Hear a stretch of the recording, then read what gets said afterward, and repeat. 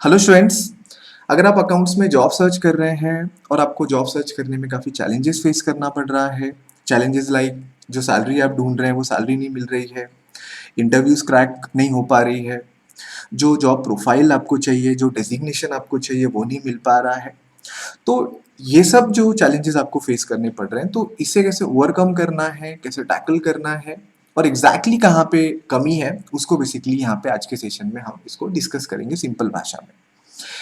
तो अगर आप जॉब सर्च कर रहे हैं तो या तो आप एक टोटली फ्रेशर पर्सन है जिनका रिसेंटली में ग्रेजुएशन कंप्लीट हुआ है या 1 या 2 साल पहले हुआ है और जो अकाउंट्स में करियर बनाना चाहते हैं, या तो आप एक एक्सपीरियंस पर्सन है जिनका अकाउंट्स में ऑलरेडी एक्सपीरियंस है 2 साल 3 साल 4 साल 5 साल 8 साल 10 साल 15 साल 20 साल जो भी हो।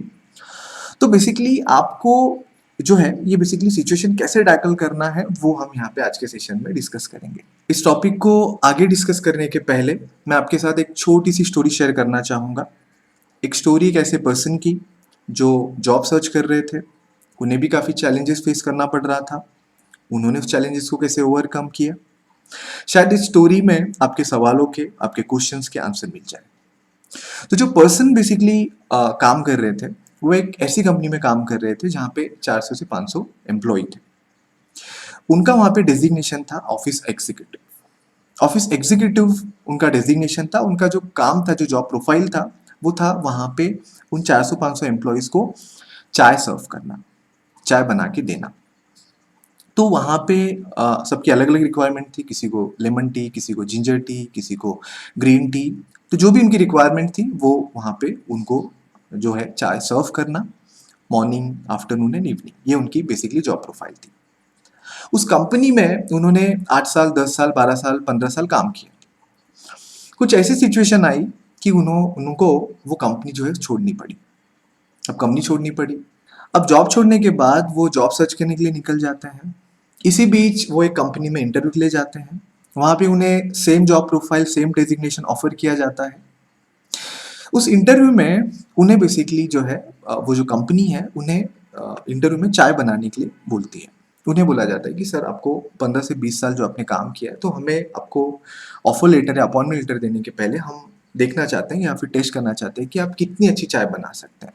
तो उन्हें पेंट्रील में लेके जाया जाता है और उन्हें 1 कप चाय बनाने के लिए बोला जाता है। तो वो कंपनी को ये रिप्लाई देते हैं कि सर आपके यहाँ पे मशीन नहीं है क्या? क्योंकि मैंने जो काम किया है 15 से 20 साल वो मशीन पे काम किया है। मशीन पे चाय हम बनाते थे, मशीन से चाय निकलती थी और हम जो है लोगों को सर्व करते थे। तो उन्होंने रिप्लाई दिया कि नहीं, हमारे यहाँ पे हैंडमेड टी बनती है, हमारे यहाँ पे जो है मशीन यूज़ नहीं की जाती।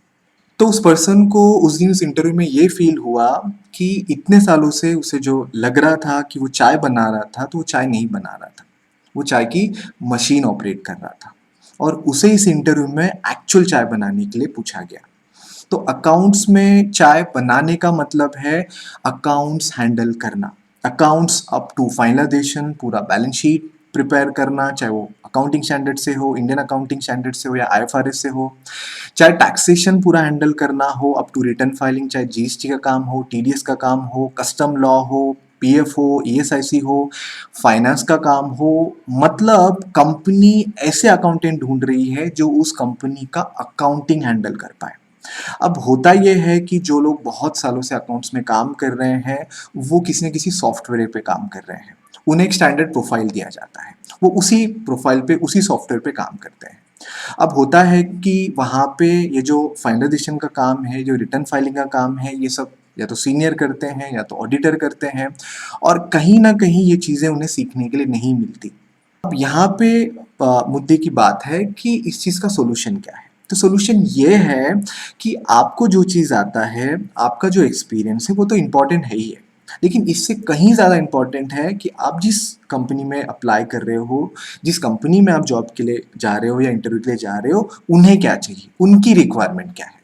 जैसे एक सेल्स वाला बंदा सेल्स करके देता है, मार्केटिंग वाला बंदा कस्टमर ऐड करके देता है, तो अकाउंट्स वाला बंदा कंपनीज में वैल्यू ऐड करता है, कंप्लायंसेस देखता है। तो आप क्या कंपनीज को वैल्यू दे सकते हो, उसके अकॉर्डिंग जो आप कंपनी से सैलरी डिमांड कर सकते हो।